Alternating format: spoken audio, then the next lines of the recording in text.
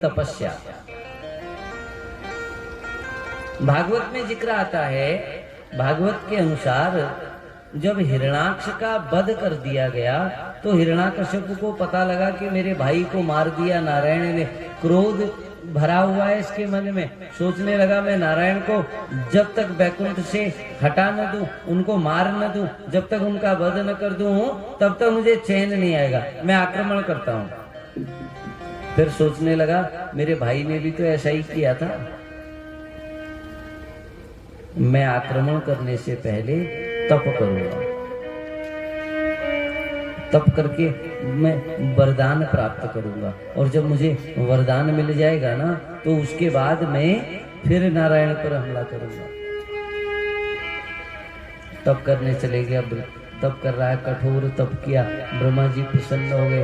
ब्रह्मा जी तप करने के लिए समय इसके पास आकर कहने लगे, ये राक्षस राज वरदान मांगो, आज तुम्हें सब कुछ मिलेगा।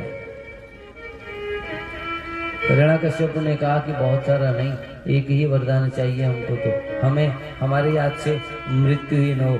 भगवान ब्रह्मा जी कहने लगे, ऐसा वरदान हम दे ही नहीं सकते,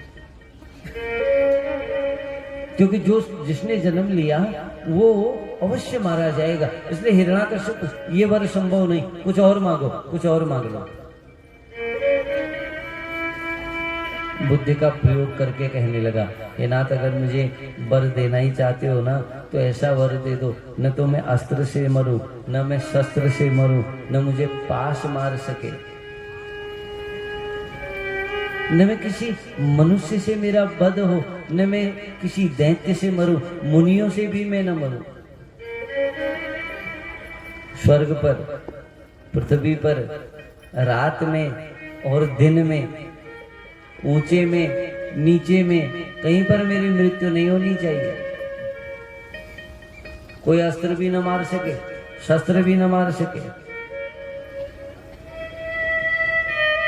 न कोई मनुष्य मारेगा, न कोई देवता मारेगा। इस प्रकार से ब्रह्मा जी से कहा। इसने ब्रह्मा जी ने कहा कि देखो ऐसा है, इस समय तो इसको वर दे देता हूं, फिर देखा जाएगा जो होगा, क्योंकि अगर इसको मैंने वर नहीं दिया तो ये तो अभी यहीं पर मेरे से युद्ध करने लग जाएगा। वरदान दिया, हिरण्याकश्यप घर चला गया। और राक्षसों का पहला काम है सद्पुरुषों को परेशान करना। उनका काम है यज्ञों में बाधक बनना, धर्म तीर्थों में परेशानी पैदा करना। हिरण्याकश्यप ने भी सारे यज्ञ बंद करा दिए, कहा आज से कोई भी यज्ञ नहीं करेगा, और विशेषकर नारायण को तो कोई आहुति नहीं देगा। यज्ञ पुरुष नारायण को ही कहा गया है ना, कहा नारायण को कोई आहुति नहीं देगा। अगर मेरी बात की किसी ने अवहेलना की तो निश्चित मान लेना मारे भी जाओगे। फिर अब अनेक अनेक प्रकार से इसने जब अत्याचार कर दिया तो इसका एक पुत्र है, पुत्र का नाम है प्रहलाद। छोटा सा बालक है प्रहलाद, और प्रहलाद जब छोटे छोटे हैं उसी समय इसने विद्यालय में उनको भेजा है, और विद्यालय में उनको पढ़ने के लिए, क्योंकि गुरु हैं शुक्राचार्य, उनके 2 चेले हैं, उन चेलों के वहां भेज दिया। कहा कुछ इसको धर्म का ज्ञान दो, कुछ राजनीति का ज्ञान दो, इसको राक्षसों की जो हमारी कुल परंपरा की विद्या है वो सिखाओ इसको। भगवान तो, प्रहलाद तो भगवान के भक्त हैं। जब से विद्यालय में गए हैं ना, ये दोनों गुरु अन्य राक्षस पुत्रों को पढ़ाते हैं। प्रहलाद जी कुछ नहीं पढ़ते, एक स्थान पर बैठे रहते हैं, हमेशा नारायण नारायण नारायण नारायण जपते रहते हैं। पहले पहले तो इन गुरु के जो 2 शिष्य हैं, इनका नाम षंड और अर्मक, इन्होंने कोई भी ध्यान नहीं दिया।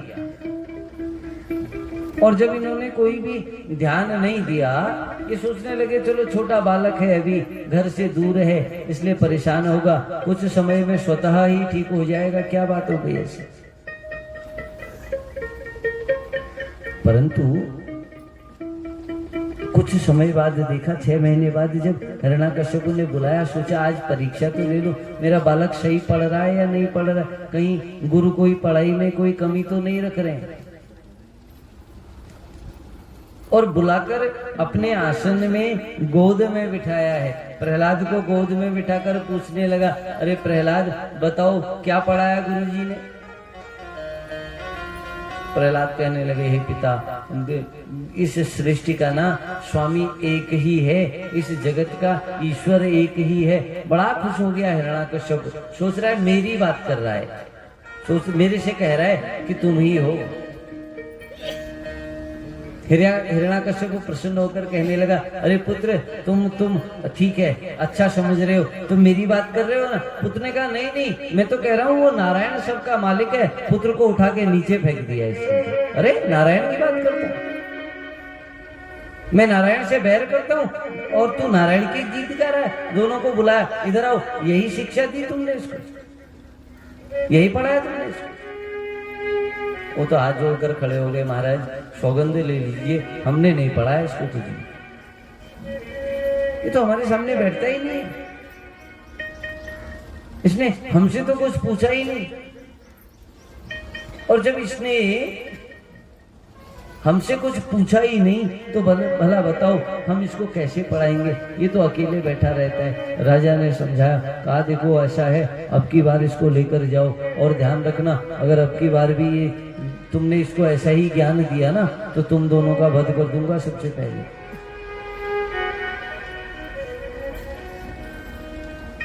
अब तो फिर गए बेचारे, क्या करते?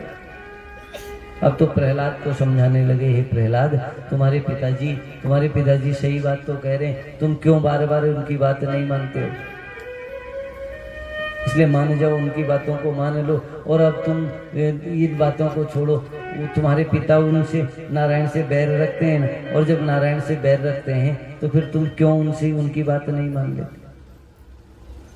प्रहलाद ने इनकी बातों को सुना नहीं, नारायण नारायण नारायण जपने लगे। बल्कि अब तो उन राक्षस पुत्रों को भी अपने साथ बिठा लेते हैं, सबको बिठा लेते हैं, आओ तुमको एक खेल खिलाते हैं। उन्होंने पूछा, प्रहलाद एक बात बताओ, तुम्हारी आयु भी उतनी, हमारी आयु भी उतनी, हमने तो कभी कुछ नहीं सीखा, तुमने कहां से सीख लिया? प्रहलाद ने कहा, मेरे पिता जब तपस्या के लिए गए थे तो उनकी तपस्या के डर से देवराज इंद्र ने मेरी माता का हरण कर लिया था।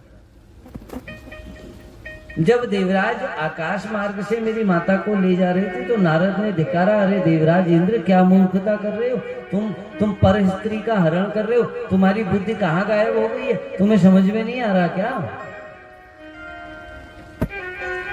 वहां से नारद मेरी माँ को अपने आश्रम में ले गए। वहां नारद ने ना खूब ज्ञान की बातें, खूब शास्त्र की, खूब वेद की बातें सुनाई हैं। और मैंने कह रहे हैं, जब मैं अपनी माँ के गर्भ में था मैंने तो तभी ये सब कुछ सुन लिया था, तभी सीख लिया था मैंने। और ये बालकों, मैं तुमको एक बात बताऊं, इस संसार में ना कोई किसी का नहीं होता। मनुष्य का जो संपत्ति है वो घर में छूट जाती है, पशु इत्यादि गोष्ठ में छूट जाते हैं, पत्नी पति द्वार पर ही छूट जाता है। जिससे इतना स्नेह करते हैं ना, वो द्वार पर ही साथ छोड़ देता है। चित्ताम देहि, और जिस शरीर के अभिमान में निरंतर घिरे रहते हैं ना, हे राक्षस पुत्रो, वो शरीर भी चिता पर साथ छोड़ देता है।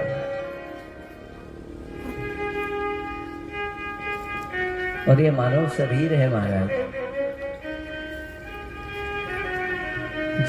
जिन परिवारजनों के मोह में निरंतर पूरा जीवन बर्बाद कर दिया ना, जब मृत्यु होती है ना 4 घंटे नहीं रख पाते हैं शरीर को।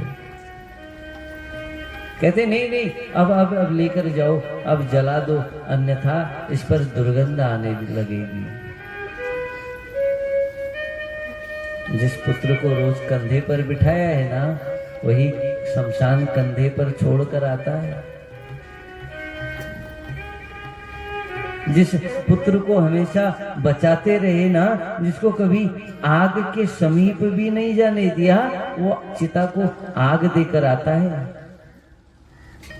ये संसार का नियम है महाराज।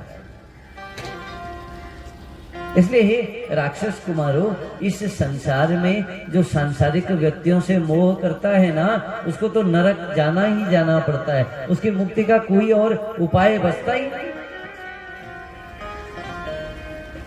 और जो मुमुक्ष होता है ना, जो आत्म कल्याण की बात करता है ना, जो मनुष्य मुक्त होना चाहता है ना, वो सांसारिक लोगों के बंधन में नहीं पड़ता। वो प्रेम तो सबसे करता है, परंतु मोह नहीं करता है। उसका जो भी उसके समीप आता है उसे प्रेम से बोलता है, उसको बड़ा सम्मान देता है, मगर वो किसी से ऐसा मोह नहीं करता कि उसके मोह में वो इतना विकल हो जाए कि फिर वो जीवन धारण ही न कर सके। इसलिए अगर कोई सच है तो ये राक्षस कुमारों, वो है नारायण का नाम। और तुम ये निरंतर क्यों व्यर्थ का समय व्यतीत करते हो? मेरे साथ तुम नारायण नारायण नाम जपा करो। उनके नाम जपने से तो मुक्ति मिलती है। अभी तक तो केवल स्वयं जपते थे, अब बालकों को भी जपा रहे हैं।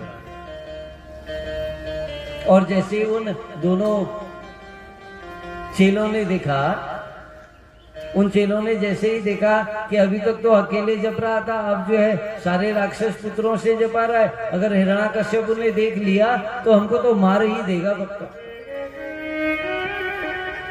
बड़े चिंतित हो गए, सोच ही रहे थे, उसी समय वहां हिरण्याकश्यप भी आ गया।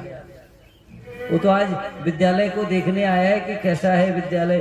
देखा वहां उनका बालक प्रहलाद बीच में, चारों तरफ से घेरा वो बालक जप रहे हैं। अब नारायण नारायण बोल रहे हैं। इसको तो बड़ा क्रोध आया, दूर से ही चिल्लाया है, अरे प्रहलाद,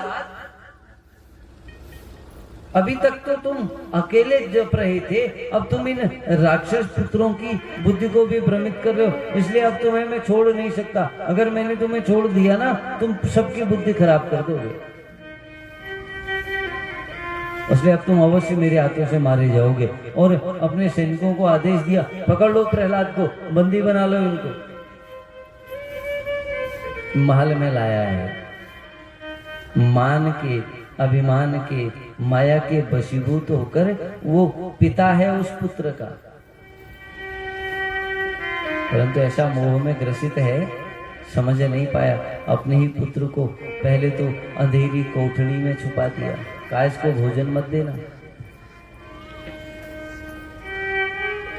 वैकुंठ में माता बड़ी उदास बैठी है। भगवान ने पूछा क्या बात हो गई? कहा हमारा एक भक्त भूखा सो रहा है, कौन है?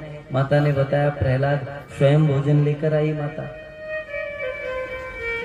विषैले सर्पों के कक्ष में इसको छोड़ा है तो वो सर्प ऐसे गले में झूलने लगे जैसे फूलों की माला हो। पहाड़ से नीचे फेंक दिया है।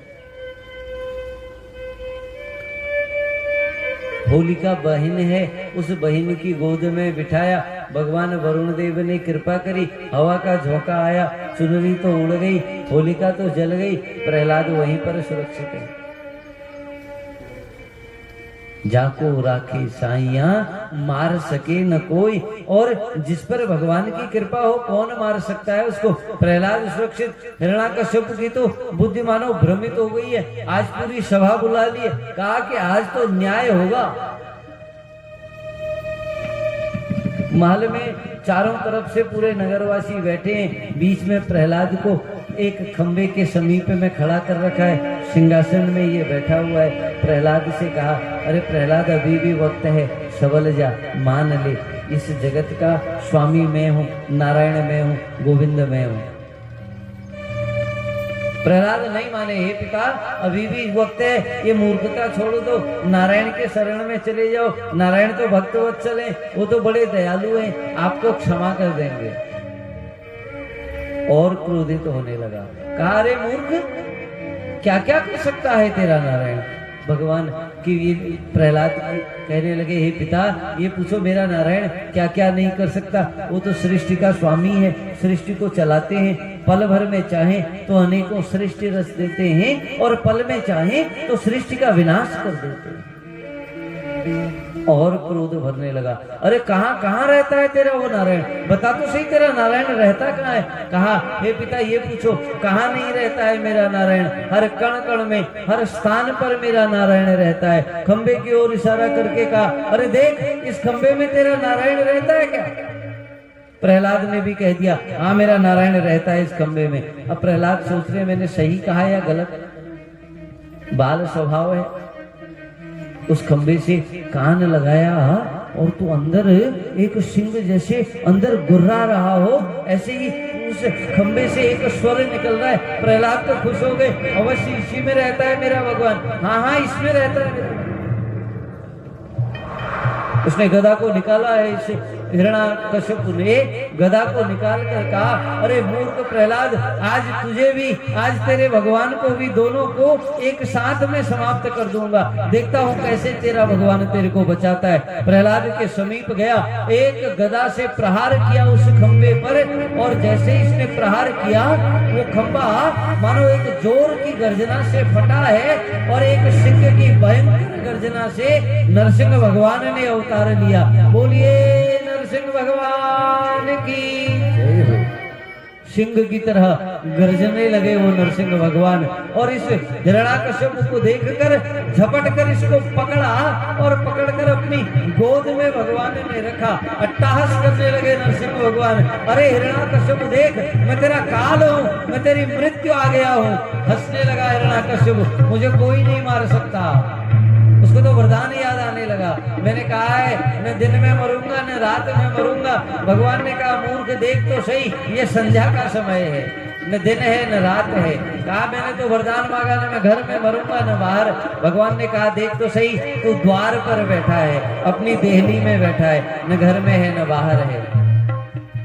इसने कहा मैंने तो वरदान मांगा, न मुझे मनुष्य मारेगा न कोई पशु मारेगा। भगवान ने कहा, देख तो सही मैं नरसिंह हूँ, न मैं पशु हूँ न मैं मनुष्य हूँ। इसने कहा, न अस्त्र से मरूंगा न शस्त्र से। भगवान ने कहा, न अस्त्र से शस्त्र से, अपने नाखूनों से तेरा मैं वध कर दूंगा।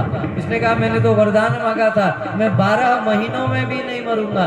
भगवान ने कहा, तू अपनी इस बात को भी ध्यान कर ले, ये 12वां महीना नहीं, ये वो 13वां महीना है जो तेरे काल के लिए मैंने बनाया। इसको पुरुषोत्तम मास कहते हैं। नरसिंह भगवान गरजने लगे, इसका हृदय विदीर्ण होने लग गया है। गरजते हुए नरसिंह भगवान ने इसके हृदय को अपने नाखूनों से विदीर्ण कर लिया। क्षण मात्र में ये हिरण्याकश्यप परम धाम को चला गया। बोलिए भगवान नरसिंह भगवान की जय हो।